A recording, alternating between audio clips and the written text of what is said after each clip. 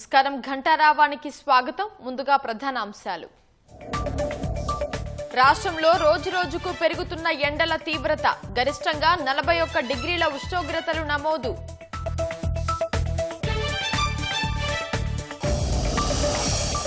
చివరి అంకానికి చేరిన మావోయిస్టుల లొంగుబాటు, మధ్యాహ్నం డీజీపీ ఎదుట లొంగిపోనున్న 30 మంది నక్సల్స్.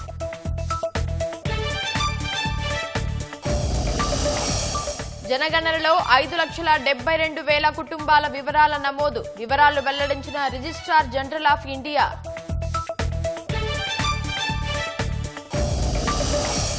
లెబనాన్పై ఉధృతంగా ఇజ్రాయెల్ వైమానిక దాడులు, బీరుట్లోని జనా ప్రాంతాన్ని ఖాళీ చేయాలని హెచ్చరికలు.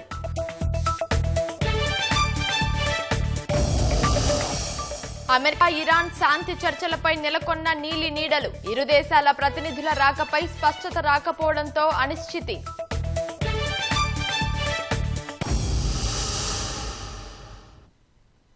జనగణన 2027 తొలి దశలో ఇప్పటి వరకు 5.72 లక్షలకు పైగా కుటుంబాలు స్వయంగా వివరాలను నమోదు చేసుకునే సదుపాయాన్ని వినియోగించనున్నట్లు భారత రిజిస్ట్రార్ జనరల్ ఆర్జీఐ తెలిపింది. సెల్ఫ్ ఎన్యూమరేషన్ సౌకర్యానికి ప్రజల నుంచి విశేష స్పందన లభిస్తుందని పేర్కొంది. ఇందులో భాగంగా 5.72 లక్షలకు పైగా కుటుంబాలు ఆన్లైన్ ద్వారా తమ వివరాలను నమోదు చేసుకున్నట్లు వెల్లడించింది. దేశ నిర్మాణంలో భాగస్వామ్యం అయ్యేందుకు ప్రజలు వేగవంతమైన స్మార్ట్ పద్ధతిని ఎంచుకుంటున్నారని ఎక్స్ వేదికగా ఆర్జీఐ పేర్కొంది. ఈ డిజిటల్ విధానం వల్ల సమయం ఆదా అవ్వడమే కాకుండా పారదర్శకత పెరుగుతుందని వివరించింది. ఏప్రిల్ 1 నుంచి 8 రాష్ట్రాలు, కేంద్రపాలిత ప్రాంతాల్లో జనగణన తొలిదశ ప్రక్రియ ప్రారంభమైంది. ఈ ప్రాంతాల ప్రజల కోసం ప్రత్యేక పోర్టల్ అందుబాటులో ఉంది. మొదటి దశలో ప్రజల ఇళ్ల స్థితిగతులు, ఇంట్లోని వారి పరిస్థితులు, వారికి అందుబాటులో ఉన్న సౌకర్యాలు, చరాస్తుల వివరాలు సేకరిస్తున్నారు. పశ్చిమాసియాలో ఒకవైపు శాంతి చర్చలు జరుగుతోన్న వేళ పాకిస్తాన్, ఇజ్రాయెల్ మధ్య మాటల యుద్ధం జరుగుతోంది. ఇజ్రాయెల్ను క్యాన్సర్ దేశంగా పేర్కొన్న పాక్ రక్షణ మంత్రి ఖవాజా ఆసిఫ్ వ్యాఖ్యలను ఆ దేశం తీవ్రంగా ఖండించింది. ఖవాజా వ్యాఖ్యలు ఏమాత్రం సహించరానివని ఇజ్రాయెల్ ప్రధాని కార్యాలయం ఆగ్రహం వ్యక్తం చేసింది. పాక్ రక్షణ మంత్రి ఇజ్రాయెల్ వినాశనాన్ని కోరుకోవడం అత్యంత దారుణమని ఎక్స్ వేదికగా మండిపడింది. అమెరికా, ఇరాన్ శాంతి చర్చలపై స్పందించిన ఖవాజా ఇజ్రాయెల్ మానవాళికి ఒక ముప్పు అని పేర్కొంది. లెబనాన్లో ఇజ్రాయెల్ నరమేధం సృష్టిస్తోందని ఖవాజా ఆరోపించారు. ఇజ్రాయెల్ను నాశనం చేయాలని వ్యాఖ్యానించారు. ఈ వ్యాఖ్యలను తీవ్రంగా ఖండించిన ఇజ్రాయెల్ ఏ ప్రభుత్వమూ ఇలాంటి వ్యాఖ్యలను సహించదని పేర్కొంది. ప్రధానంగా శాంతి కోసం మధ్యవర్తిత్వం వహిస్తున్నామని చెప్పుకునే దేశం నుంచి ఇలాంటి వ్యాఖ్యలు రావడం హాస్యాస్పదమని పేర్కొంది. ఈ వ్యాఖ్యలతో పాక్ అసలు రంగు బయటపడిందని ఆరోపించింది. తమ దేశ వినాశనాన్ని కోరుకునే ఉగ్రవాదుల నుంచి తమను తాము రక్షించుకుంటామని ఇజ్రాయెల్ విదేశాంగ మంత్రి గిడియాన్ సార్ స్పష్టం చేశారు. ఇలాంటి ద్వేషపూరిత వ్యాఖ్యలు చేయడం వల్ల పాక్ తటస్థ మధ్యవర్తిగా ఉండగలదా అనే అనుమానాలను వ్యక్తం చేశారు. పశ్చిమాసియాలో అమల్లో ఉన్న 2 వారాల తాత్కాలిక కాల్పుల విరమణ ఒప్పందం ఉల్లంఘనకు గురైనట్లు తెలుస్తోంది. ఇరాన్, దాని అనుబంధ సంస్థలు తమ ప్రాంతాలపై డ్రోన్లతో దాడులు చేసినట్లు కువైట్ ఆరోపించింది. గత రాత్రి తమ కీలక సదుపాయాలను లక్ష్యంగా దాడులు జరిపినట్లు కువైట్ విదేశాంగ మంత్రిత్వ శాఖ తెలిపింది. అటు సౌదీ అరేబియాలోని కీలకమైన చమురు పైప్లైన్ పై కూడా దాడులు జరిగినట్లు తెలుస్తోంది. దాడుల వల్ల ఈస్ట్ వెస్ట్ పైప్లైన్ దెబ్బతిన్నట్లు సౌదీ ప్రెస్ ఏజెన్సీ ధృవీకరించింది. అయితే ఎవరూ చేశారనేది తెలియలేదు. హార్ముజ్ ను ఇరాన్ మూసివేసిన వేళ ఎర్ర సముద్రం గుండా చమురు తరలించే ఈ పైప్లైన్ ను లక్ష్యం చేసుకోవడం ప్రపంచ చమురు మార్కెట్ ను ఆందోళనకు గురిచేస్తోంది.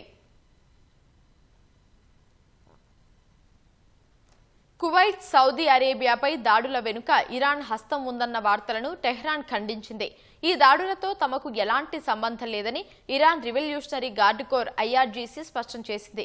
ఒకవేళ కువైట్, సౌదీలపై దాడులు జరిగాయన్నది నిజమైతే అది ఖచ్చితంగా అమెరికా లేదా ఇజ్రాయెల్ పని అయి ఉంటుందని ఆరోపించింది. పాక్లో జరిగే అమెరికా, ఇరాన్ చర్చలకు విఘాతం కలిగించడానికే ఈ కుట్ర జరుగుతోందని ఆరోపించింది.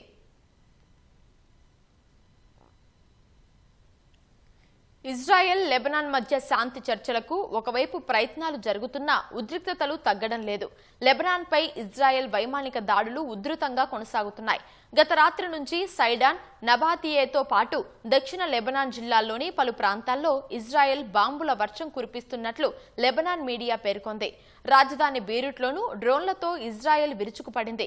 బీరూట్ దక్షిణ శివార్లలోని జనా ప్రాంతాన్ని తక్షణమే ఖాళీ చేయాలని ఇజ్రాయెల్ సైన్యం తాజాగా హెచ్చరికలు జారీ చేసింది. ఈ ప్రాంతంలో 2 కీలక ఆసుపత్రులు ఉండడంతో సర్వత్రా ఆందోళన నెలకొంది. ఈ పరిణామాలపై ప్రపంచ ఆరోగ్య సంస్థ WHO తీవ్రంగా స్పందించింది. ఆ 2 ఆసుపత్రుల్లో ప్రస్తుతం 450 మంది రోగులు అత్యవసర చికిత్స పొందుతున్నారని, వారిని తరలించడానికి వేరే ప్రత్యామ్నాయ వైద్య సదుపాయాలు లేవని WHO ఆందోళన వ్యక్తం చేసింది. అటు ఇజ్రాయెల్కు దీటుగా హెజ్బొల్లా ప్రతిదాడులు చేస్తోంది. ఇజ్రాయెల్ సైనికులు వారి స్థావరాలపై గత 24 గంటల్లో 50కి పైగా దాడులు నిర్వహించినట్లు హెజ్బొల్లా ప్రకటించింది. అమెరికా, భారత్ మధ్య వాణిజ్య, వ్యూహాత్మక సంబంధాలను మరింత బలోపేతం చేసేందుకు యుఎస్ విదేశాంగ మంత్రి మార్కో రూబియో వచ్చే నెలలో భారత్లో పర్యటించనున్నారు. అమెరికా పర్యటనలో ఉన్న భారత విదేశాంగ శాఖ కార్యదర్శి విక్రమ్ మిస్రీ భేటీ అనంతరం ఈ ప్రకటనను చేశారు. 3 రోజుల పర్యటన కోసం అమెరికా వెళ్లిన మిస్రీ శ్వేత సౌధంలో మార్కో రూబియోతో సమావేశమయ్యారు. ఈ భేటీలో ఇరు దేశాల మధ్య ద్వైపాక్షిక సంబంధాలు, వాణిజ్యం, కీలక ఖనిజాలు, రక్షణ రంగం, క్వాడ్ కూటమి బలోపేతం వంటి అంశాలపై సుదీర్ఘంగా చర్చించారు. ఈ భేటీలో భారత్లోని అమెరికా రాయబారి సెర్గియో గోర్ కూడా పాల్గొన్నారు. అనంతరం ఎక్స్ వేదికగా స్పందించిన గోర్, రూబియోతో మిస్రీ సమావేశం ఎంతో నిర్మాణాత్మకంగా జరిగిందన్నారు. వచ్చే నెలలో రూబియో భారత పర్యటన కోసం ఆసక్తిగా ఎదురు చూస్తున్నట్లు సెర్గియో పేర్కొన్నారు. అంతకుముందు అమెరికా ఉప విదేశాంగ కార్యదర్శి క్రిస్టోఫర్ లాండో, రాజకీయ వ్యవహార ఉప విదేశాంగ కార్యదర్శి అల్లిసన్ హుకర్లతో విడివిడిగా భేటీ అయిన మిస్రీ పశ్చిమాసియాలో పరిస్థితులపై చర్చించారు.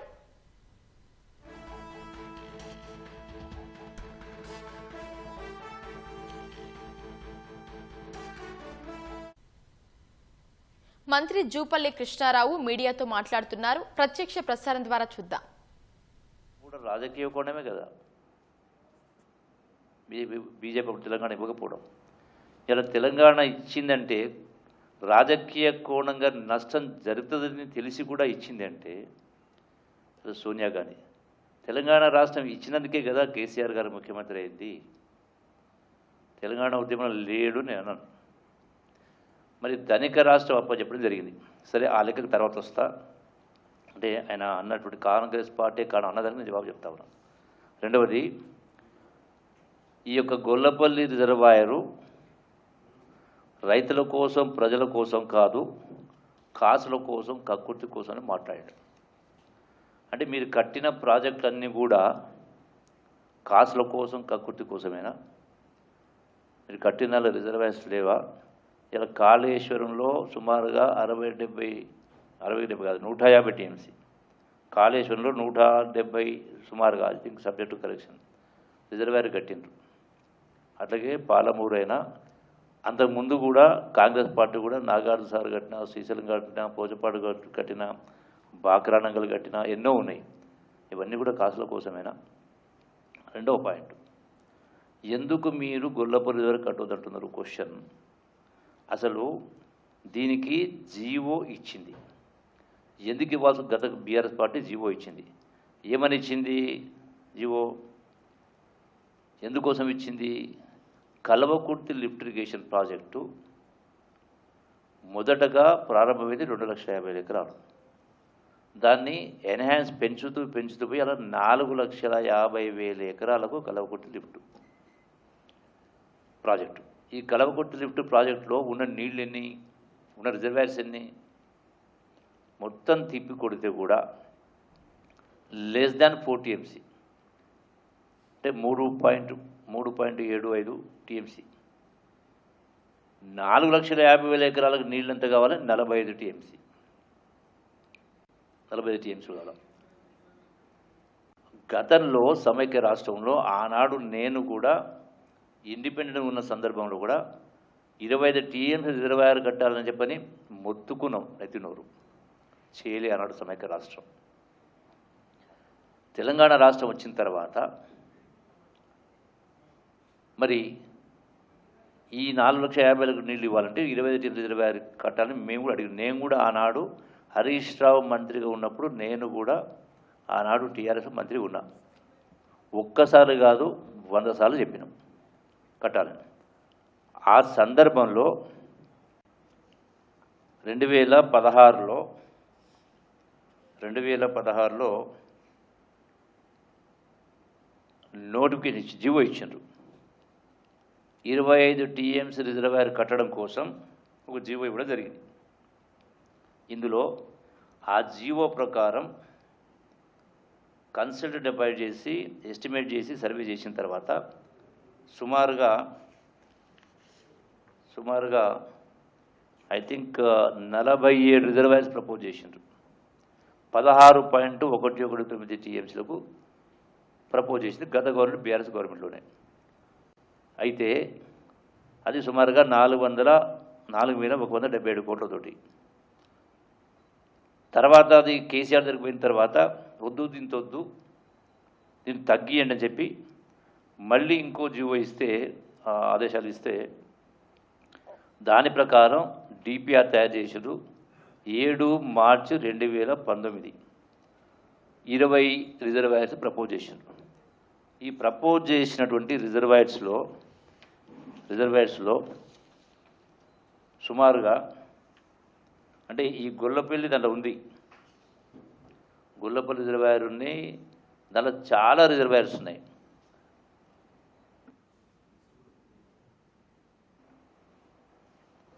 అయితే మరి మీరే ఇచ్చిండ్రు కదా, ఎందుకు ఇచ్చిండ్రు?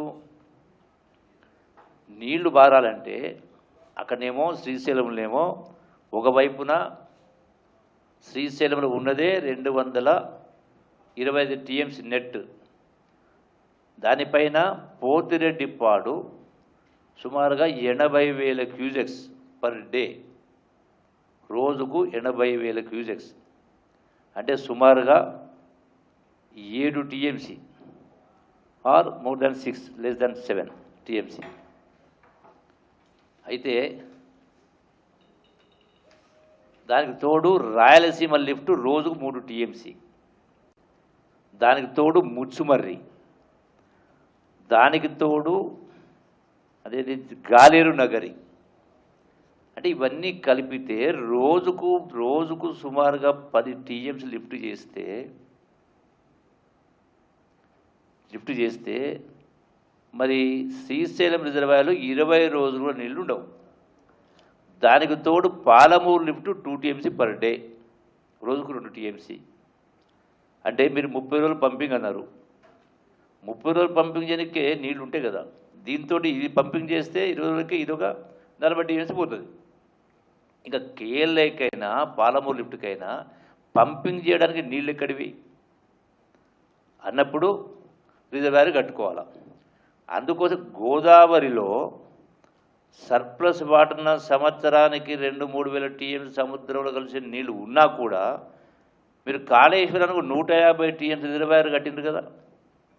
మరి నీళ్లు లేనటువంటి ఒకవైపున కేఎల్ఐ 4,50,000 అంటే 45 టీఎంసీ రిజర్వాయర్స్, కనీసం 25 టీఎంసీ ఉండాలి. పాలమూరు ప్రాజెక్ట్ ఏమంటాడు, గొల్లపల్లికి అవసరం లేదు, ఆల్రెడీ ఏదుల రిజర్వాయర్కి వెళ్ళి నీళ్లు ఇస్తామని అన్నాడు. ఏదుల రిజర్వాయర్ అంటే పాలమూరు లిఫ్ట్. పాలమూరు లిఫ్ట్ 12,000 ఎకరాలు అంటున్నాం, 12 లక్షల ఎకరాలు, 12 లక్షల ఎకరాలు 90 టీఎంసీ. ఈ 12 లక్షల ఎకరాలకు మీరు కట్టిన రిజర్వాయర్ 60 టీఎంసీ. శ్రీశైలం నీళ్లు ఉంటే, మనం పంపింగ్ చేయడం నీళ్లు ఉంటే, అటు రాయలసీమ లిఫ్ట్ కానీ పోతుడు కానీ వాడకపోతే, మొన్నటిదాకా శ్రీశైలం రిజర్వాయర్ నుంచి తాగడానికి నీళ్ళు లేని పరిస్థితి వస్తూ ఉంటే కూడా కరెంటు ఉత్పత్తి పేరు మీద ఏపీ గవర్నమెంటు పంపులు ఆన్ చేసి, అంటే జనరేటర్స్ ఆన్ చేసి నీళ్లు కిందికి వదిలిరు. సో దానిపైన ఒత్తిడి చేస్తే ధర్నా చేస్తామంటే బంద్ చేయడం జరిగింది.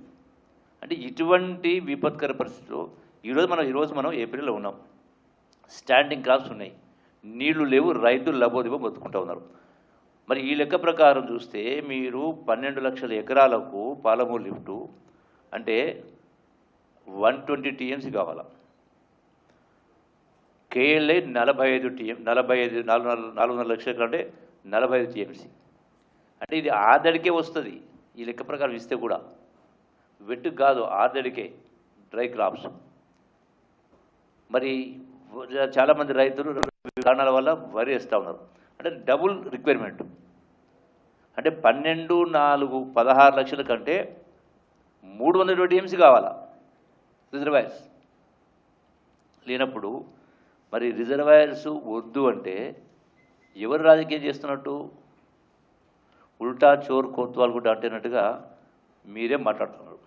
రెండవది, ఈ రోజున మరి దీనికి తోడు మేము గొప్పగా మాకే తెలివితేటలునే, ఇంకెవ్వరు మేమే మేధావులం, ఇంకెవరు కాదు, మామాలలో మేమిద్దరమే మేధావులం, ఇంకెవరికి ఏం తెలియదు అనుకుంటే తెలివి ఒక్కరి సొత్తు కాదు. దీనికి తోడు మూలిగే నక్క మీద తాటిపడబడ్డట్టుగా రాష్ట్ర విభజన జరిగినప్పుడు రాష్ట్ర విభజన చట్టంలో కృష్ణా నీటి పంపకాలకు సంబంధించి విభజన చట్టంలో బైఫర్కేషన్ యాక్ట్లో ఎన్ బ్లాక్ కృష్ణా వాటర్ను అలాట్మెంట్ చేసిండ్రు. అంటే 811 టీఎంసీ ఉభయ రాష్ట్రాలకు కలిపి అని అలాట్మెంట్ చేశారు. మీరేం చేసిండ్రు? 10 సంవత్సరాలు 299 తెలంగాణకు, 512 ఏపీకని మీరు 10 సంవత్సరాలు మీరు సంతకాలు పెట్టిండ్రు, ముఖ్యమంత్రి గారు, ఇరిగేషన్ మంత్రి గారు. అరే అంటే మీరు లేని హక్కును కల్పించేటువంటి ప్రయత్నం చేశారు. దానికి తోడు ఇప్పుడు రిజర్వాయర్ కడతా ఉంటే, రిజర్వాయర్ కోసం చేస్తూ ఉంటే మేమిచ్చిన జీవో కాదు, గత ప్రభుత్వం. ఒక్క రిజర్వాయర్ కాదు, 20 రిజర్వాయర్ పేర్లు కూడా అవుతాను. ఇప్పుడు ఇక్కడ 1 కాదు 2 కాదు,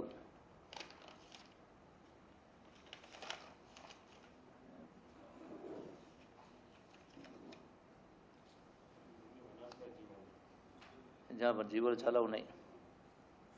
20 రిజర్వాయర్. అంటే మరి మీరిచ్చిన జీవో ప్రకారం రిజర్వాయర్ కడతా ఉంటే అలా వద్దని మాట్లాడుతూ ఉంటే ఎవరు రాజకీయం చేసినట్టు లెక్కకు వస్తుంది. ఇదొకటి. దీనికి తోడు మేము గొప్పగా ఉద్ధరించినాం, మేమే ఉద్ధరించినాం,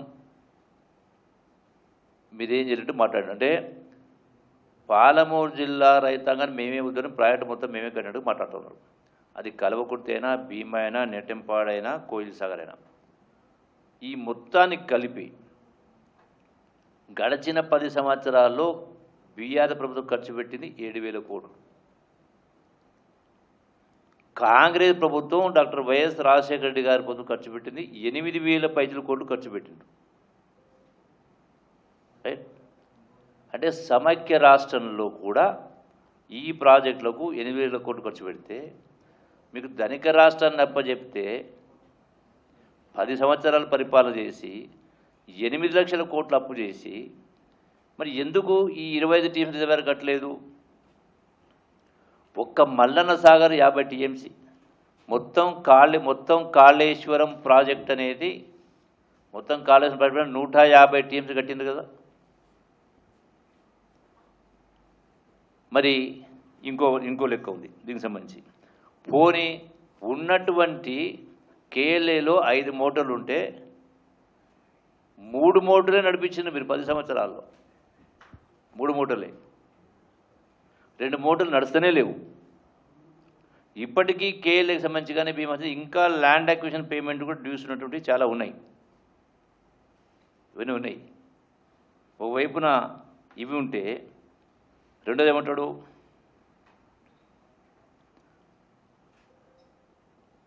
తలకాయ మీద మెడకాయ ఉన్నోడు మాట్లాడే మాటనైనా అన్నాడు మాట హరీష్ రావు అన్న.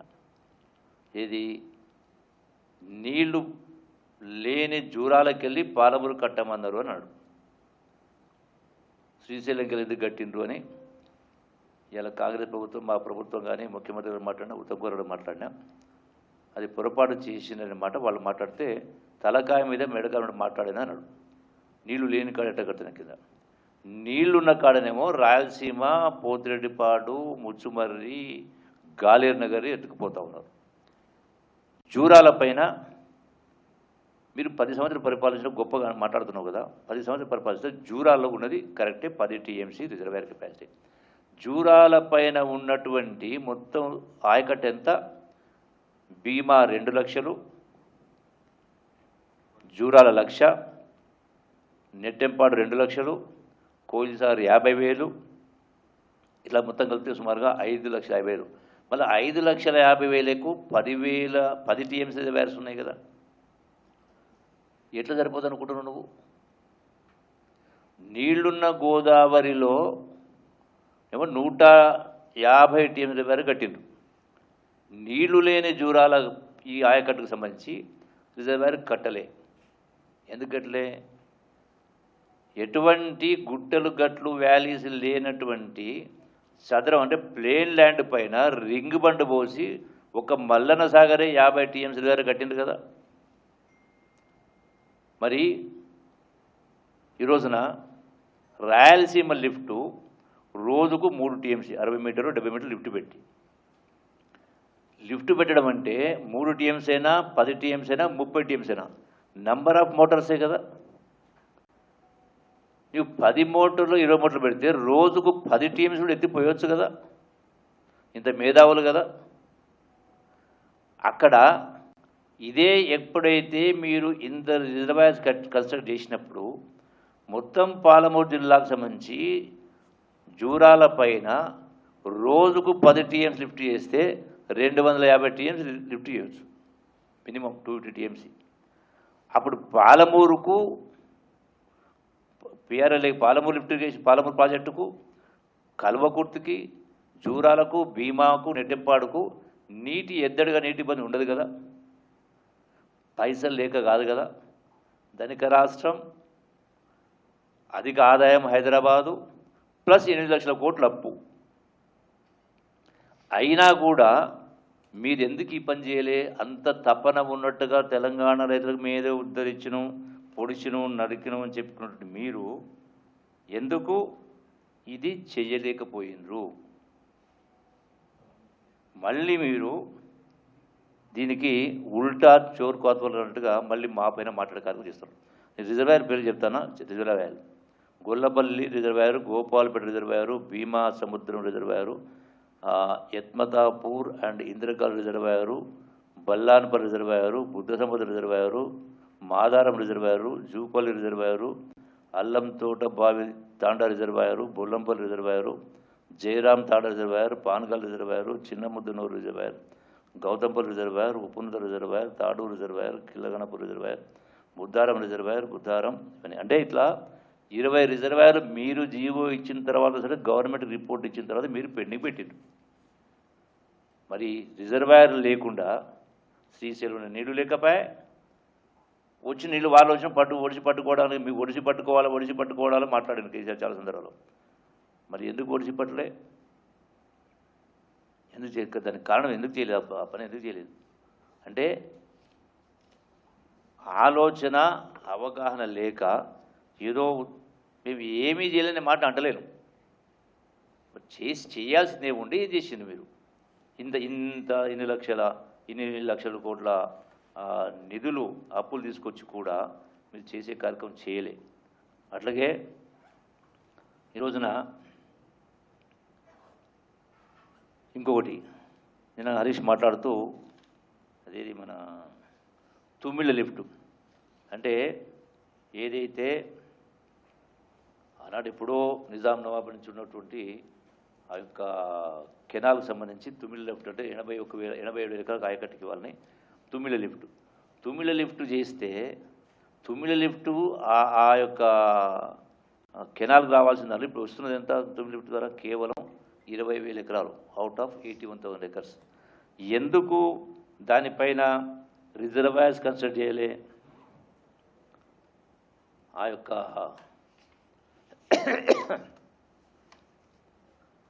దానిపైన 2 రిజర్వాయర్స్, ఆ 2 రిజర్వాయర్స్ సంబంధించి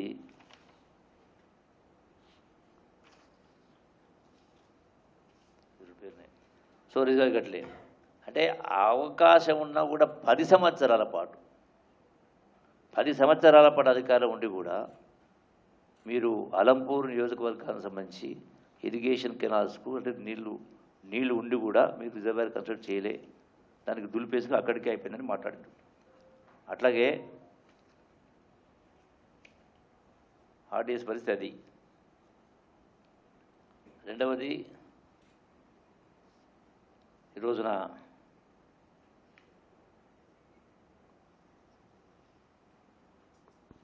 ఇంకో మాట మాట్లాడండి. పాలమూరు లిఫ్ట్ ఇరిగేషన్ 80% మేము అమలు చేసినాము. 30 అంటే కొద్దిగంత అది 30 లక్షల క్యూమీటర్ ఎత్తిపోవడం చేత కాదని 80% చేసినాం అన్నారు. నేను ఎందుకు అంటున్నంటే ఎంత గొప్పగా మాట్లాడినామా, ఎంత తెలివితో మాట్లాడినామా కాదు గొప్పతనం, ఎంత నిజాయితీగా మాట్లాడేది లెక్క. 80% పూర్తి చేసినాం మేము, పాలమూరు లిఫ్ట్ పంపు ఆన్ చేసి నీళ్ళు ఇచ్చినామని మాట్లాడాం. మరి 12 లక్షల ఎకరాలకు పాలమూరు ప్రాజెక్టు, పాలమూరు రంగారెడ్డి రిజర్వాయరు, కాళేశ్వరానికి సంబంధించి సుమారుగా 1,50,000 కోట్లు 1,70,000 కోట్లు మొత్తం అవుతాం. మరి కేవలం 25,000 కోట్ల రూపాయలు ఖర్చు పెట్టి పాలమూరు లిఫ్ట్కు మీరు 80% ఖర్చు కంప్లీట్ చేసినారా? దానికి 80,000 కోట్లు కావాలా? మీరు ఖర్చు పెట్టింది 25,000 కోట్లు. 25,000 కోట్లు ఖర్చు పెట్టి 80,000 కోట్లు ఖర్చు అయ్యే కాడ మేము 80% పూర్తి చేసిన మాట ఎట్లా మాట్లాడుతావు నువ్వు? ఇప్పటికీ దానికి కెనాల్స్కు అడ్మినిస్ట్రేషన్ శాంక్షన్ లేదు, శాంక్షన్ ఇవ్వలే. అడ్మినిస్ట్రేషన్ శాంక్షన్ ఇవ్వాలి, ల్యాండ్ ఎక్విజిషన్ చేయాలి, టెండర్ పిలవాలి, కాలువలు దువ్వాలి, మెయిన్ డిస్ట్రిబ్యూటర్సు, తర్వాత దాని సబ్ డిస్ట్రిబ్యూటర్సు, మైనర్సు, సబ్ మైనర్సు, ఫీల్డ్ చాలు, ఇవన్నీ చేయాలి. ఏది మొదలే కాలే కదా. మరి 80% పూర్తయిందంటే ఇప్పుడు ఈ రోజున గొల్లపల్లి గడిపోయి రాజకీయం కోసం చేస్తున్నట్టు మాట్లాడినావు. మరి రాజకీయం మీరు చేసినట్ట, మేము చేసినట్ట? ఎన్నికల ముందు ఓట్లు వస్తున్న సందర్భంలో మీరు ఒక పంపు ఆన్ చేసి, అది ఇప్పుడు 2023 డిసెంబర్లో ఎన్నికలు ఉంటే మీరు ఎప్పుడు సెప్టెంబర్ అక్టోబర్లో ఒక పంపు ఆన్ చేసి, మరి దానికి ముందు పోవడానికే దానికి లింకే కంప్లీట్ కాలే, మెయిన్ కాలేజ్ కాదు, ఏవి కాలే. ఇంకా దానికి సంబంధించి అసలు వాటర్ అలొకేషన్ కూడా కరెక్ట్గా లేదు. మీరు చేసే కార్యక్రమం చేయలే. మరి అంటే ఎందుకోసం చెప్పని మీరు చేయలేదు? డబ్బు లేకది కాదు కదా.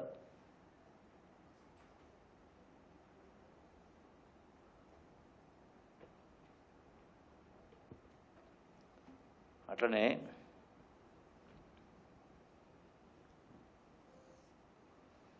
గొల్లపల్లి రైతుల ఉసురు దిగుతుని మాట్లాడుతున్నాం. ఇక్కడ ఇంకో పాయింట్ చెప్తాను మీకు. బహుశా హరీష్ రావు గారు వర్కౌట్ చేసినా తెలియదు కానీ ఈ గొల్లపల్లి రిజర్వాయర్లో పోయేటువంటి ల్యాండు సబ్జెక్ట్ టు కరెక్షన్ సుమారుగా 1,200 ఎకరాలు ఇది ఉంది. దీని ద్వారా పారేటువంటి నీళ్లు, ఆయకట్ పారే నీళ్లు 45,000 ఎకరాలు. అంటే 45,000 ఎకరాలు వర్సెస్ 1,200 ఎకరాలు. అంటే 2.5% పొలాలు మునుగుతవి, 97.5% పొలాలకు నీళ్ళు వస్తాయి. ఏ నియోజకవర్గం వస్తాయి? మొత్తం వనపడితేనా ఎక్కడి జరగట్టే నీళ్ళు వచ్చినా అన్ని నియోజకవర్గాలకు సంబంధించి 100% రిజర్వాయర్ కడితేనే ఈ 4,50,000 నీళ్ళు వస్తాయి.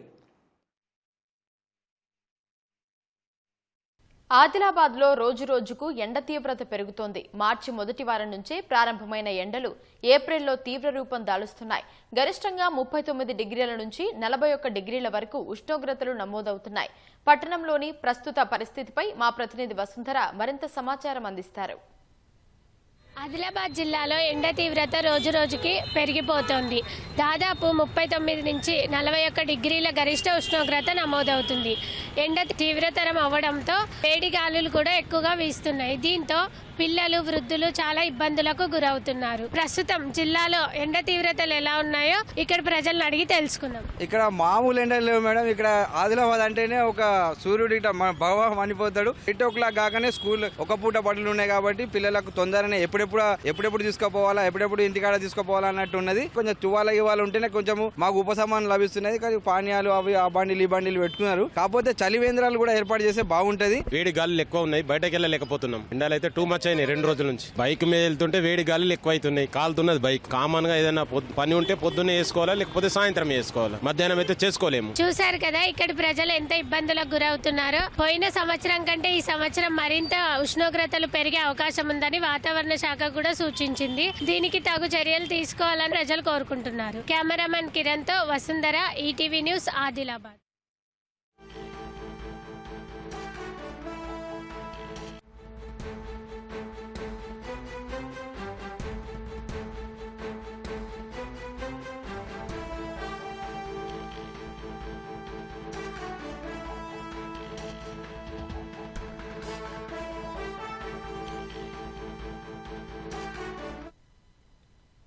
ఇంట్లో నోట్ల కట్టలు వెలుగు చూసిన వ్యవహారంలో ఆరోపణలు ఎదుర్కొంటున్న Allahabad high court judge justice Yashwant Varma రాజీనామా చేశారు.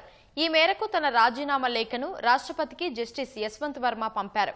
గతంలో ఢిల్లీలోని జస్టిస్ వర్మ నివాసంలో అగ్ని ప్రమాదం జరగ్గా ఆ ఘటనలో భారీగా నోట్ల కట్టలు బయటపడ్డాయి. ఈ వ్యవహారంలో జస్టిస్ యశ్వంత్ వర్మను అభిశంసించాలంటూ లోక్సభ స్పీకర్కు పలు పార్టీలు నోటీసులు అందజేశాయి. దీనిపై దర్యాప్తు స్పీకర్ ఓం బిర్లా త్రిసభ్య కమిటీ వేశారు. త్రిసభ్య కమిటీ నివేదిక మేరకు ఆయన పదవి నుంచి వైదొలగాలని సుప్రీంకోర్టు సూచించింది. ఈ నేపథ్యంలో జస్టిస్ యశ్వంత్ వర్మ రాజీనామా చేశారు.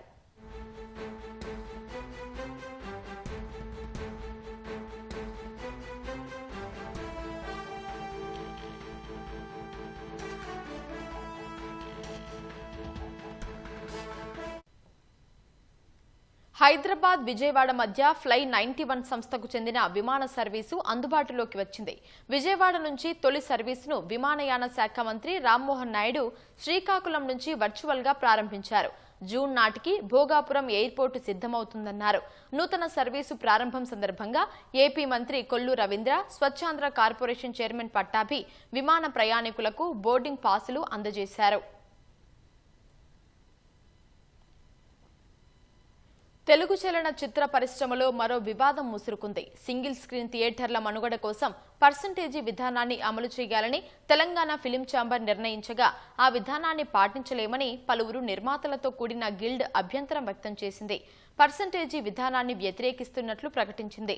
నిర్మాతల గిల్డ్ ప్రకటనపై ఆగ్రహం వ్యక్తం చేస్తున్న తెలంగాణ ఫిలిం ఛాంబర్ ఏప్రిల్ 30 లోపు పర్సంటేజ్ విధానాన్ని అమలు చేయకపోతే మే 1 నుంచి సింగిల్ స్క్రీన్లు మూసివేసే ఆలోచనలో ఉన్నట్లు తెలుస్తోంది. అద్దె విధానంతో తీవ్రంగా నష్టపోతున్నామని సింగిల్ స్క్రీన్ థియేటర్ల యజమానులు ఆవేదన వ్యక్తం చేస్తున్నారు. అన్ని రాష్ట్రాల్లో పర్సెంటేజ్ విధానం నడుస్తుంది. ఒక తెలుగు రాష్ట్రాల్లోనే ఈ విధంగా పెట్టడం సమంజసంగా లేదండి. రెంటల్ బేసిస్ మీద అస్సలు వర్కౌట్ అవ్వడం లేదండి. థియేటర్ మెయింటెనెన్స్ కానీ, శాలరీస్ కానీ, కరెంట్ బిల్ కానీ, ఇప్పుడు కొత్తగా క్యూబ్ రెంట్స్ కానీ, మళ్ళీ క్యూబ్ బల్బ్ కానీ, ఇవన్నీ చాలా కాస్ట్లీతో కూడుకున్నాయండి. ఇవన్నీ ఇప్పుడు ఉన్న వీళ్ళు 10 లక్షలు కలెక్షన్ అవుతే 2 లక్షల చేతిలో పెట్టి మొత్తం తీసుకుపోవడం ఏమాత్రం సమంజసం కాదండి.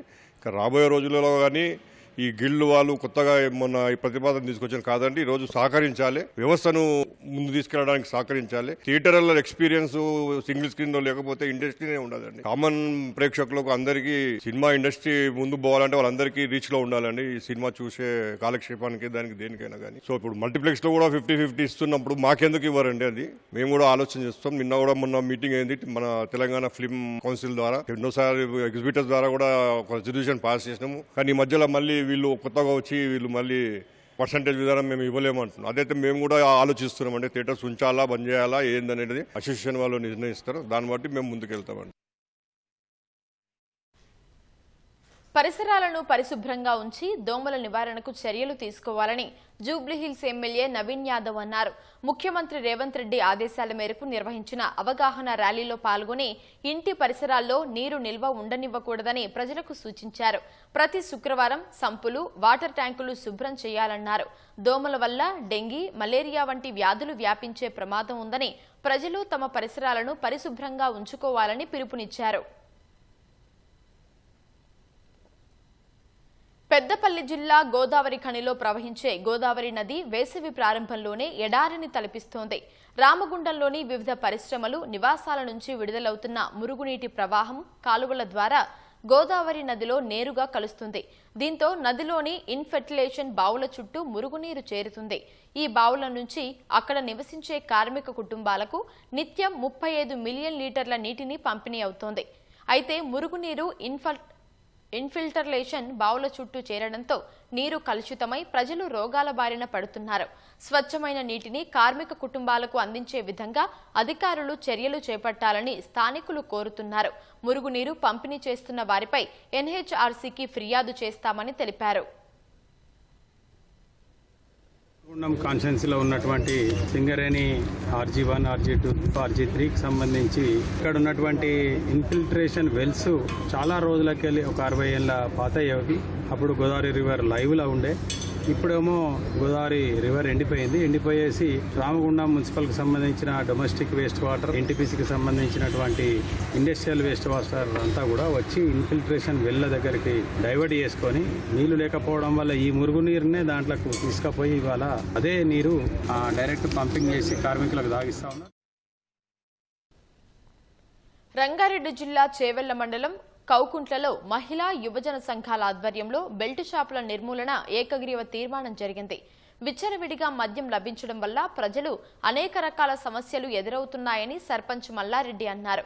దీని ద్వారా చాలా మంది ప్రాణాలు కోల్పోతున్నారని వివరించారు. వారి కుటుంబాలు రోడ్డున పడ్డాయన్నారు. నిబంధనలు పాటించకుండా మద్యాన్ని అమ్మిన వారికి ₹1,00,000, కొన్న వారికి 50,000 జరిమానా, పట్టించిన వారికి ₹10,000 బహుమతిగా ఇస్తానని సర్పంచ్ మల్లారెడ్డి హామీ ఇచ్చారు. అంబేద్కర్ జయంతి 14వ తారీఖు నుండి అమల్లోకి తీసుకురావాలని ఏకగ్రీవంగా అందరం తీర్మానించడం జరిగింది. దయచేసి కౌకుంటలో ఉన్నటువంటి ప్రతి ఒక్కరూ సహకరించాలని కోరుకుంటున్నా. ఈ బిల్ షాపులు అమ్మేటి వారు దీనికి సహకరించి అమ్మకుండా మన గ్రామానికి అభివృద్ధి పథంలో నడిపించాలి. సామాజిక మాధ్యమంలో మహిళకు మాయమాటలు చెప్పి మోసం చేసిన నిందితుడు ఎట్టకేలకు పోలీసులకు దొరికాడు. హైదరాబాద్ 2022లో జూబ్లీహిల్స్ కు చెందిన ఓ వ్యాపారి భార్యకు ఫేస్బుక్ ద్వారా సూరజ్ శర్మ అలియాస్ అశోక్ శర్మగా పరిచయమయ్యాడు.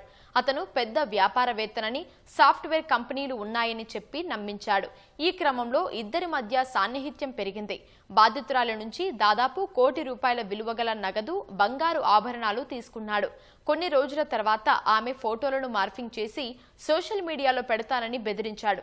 బాధితురాలు పోలీసులను ఆశ్రయించగా నవంబర్ 2022లో కేసు నమోదు చేశారు. ఇటీవల నిందితుడు పాత ఫోన్ నంబర్ను మళ్లీ ఉపయోగించడంతో పాటు ఫేస్బుక్లో యాక్టివ్ కావడంతో పోలీసులు అతనిని పట్టుకోగలిగారు. పోలీసుల దర్యాప్తులో సూరజ్ శర్మ అసలు పేరు నితిన్ దైమా అని తెలిపాడు. అనంతరం రిమాండ్కు తరలించారు. హైదరాబాద్ పాత బస్తీ చార్మినార్ జోన్లో 200 మంది పోలీస్ సిబ్బందితో DCP Kiran Prabhakar cordon search operation నిర్వహించారు.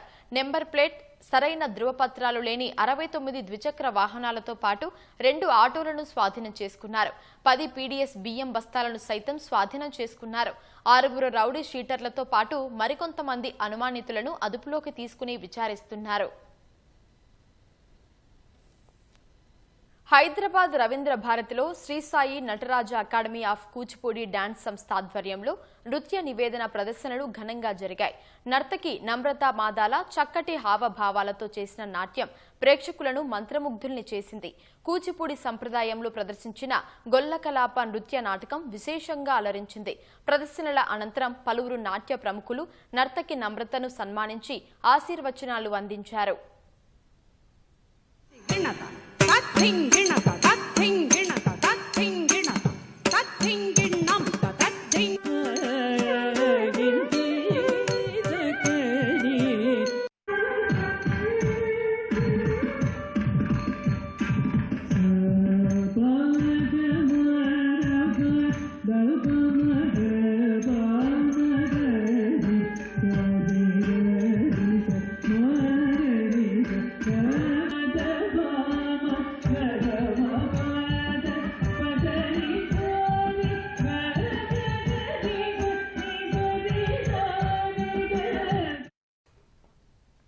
ప్రజాపాలన ప్రగతి ప్రణాళిక ఆరోగ్య వారోత్సవాల్లో భాగంగా మెదక్ స్టేడియంలో వైద్యారోగ్య శాఖ యోగా వేడుకలు నిర్వహించింది. ఈ కార్యక్రమానికి కలెక్టర్ ప్రతిమ ముఖ్య అతిథిగా హాజరై సిబ్బందితో కలిసి యోగాసనాలు వేశారు. ప్రతిరోజు యోగా చేయడం ద్వారా మానసిక ఒత్తిడి తగ్గుతుందని కలెక్టర్ సూచించారు. నిత్య జీవితంలో దీనిని అలవాటుగా మార్చుకోవాలన్నారు. పురాతన కాలం నుంచి మన దేశంలో యోగాకు ఎంతో ప్రాముఖ్యత ఉందని గుర్తు చేశారు. దీని ద్వారా జీవన శైలిలో మార్పుతో పాటు వ్యాధులను నివారించుకోవచ్చని తెలిపారు. ఖమ్మం భక్తరామదాసు కళాక్షేత్రంలో వనజీవి రామయ్య చిత్ర సక్సెస్ మీట్ నిర్వహించారు. ఉత్తమ డాక్యుమెంటరీ కేటగిరీలో గద్దర్ అవార్డు పొందినందుకు చిత్ర బృందాన్ని ఐఎఫ్ఎస్ సిద్ధార్థ విక్రమ్ సింగ్, ఐఎఫ్ఎస్ భీమానాయక్ ఆధ్వర్యంలో సత్కరించారు. తెలుగు రాష్ట్రాల్లో 1,50,00,000 మొక్కలను నాటి స్వర్గస్థులైన పద్మశ్రీ వనజీవి రామయ్య జీవిత కథను ఇతివృత్తంగా తీసిన వనజీవి రామయ్య చిత్రం గద్దర్ అవార్డుకు ఎంపిక కావడం అభినందనీయమని అన్నారు. వనజీవి రామయ్య భార్యకు అటవీ శాఖ తరఫున ₹1,00,000 చెక్కును అందజేశారు.